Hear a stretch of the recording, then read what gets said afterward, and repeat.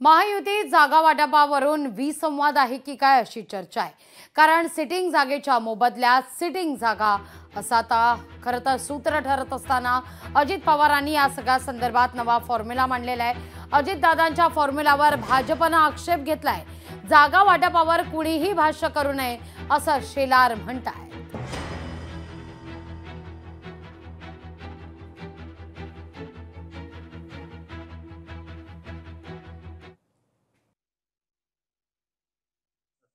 प्राथमिक चर्चा अशी झालेली आहे की सिटिंग जागा ज्यांच्या आहेत त्या जागा साधारण त्यांच्याकडे राहाव्यात, पण काही सिटिंग जागा देखील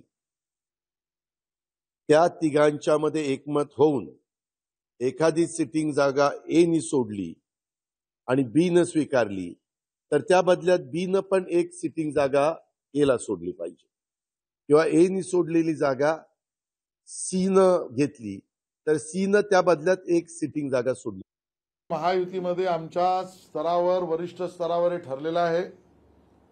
जागा वाटपाच्या विषयामध्ये जो निकष, जे उमेदवार, ज्या भूमिका एकनाथ शिंदेजी, देवेंद्र फडणवीसजी, अजितदादा पवार, रामदास आठवलेजी, अन्य आमचे मित्रपक्ष याचे प्रमुख नेते बसून ठरवतील त्याच्यावर प्रवचन पुढे कुठल्याही प्रवक्त्याने करण्याचा अधिकार नाही, त्यामुळे मी त्यावर भाष्य करणार नाही।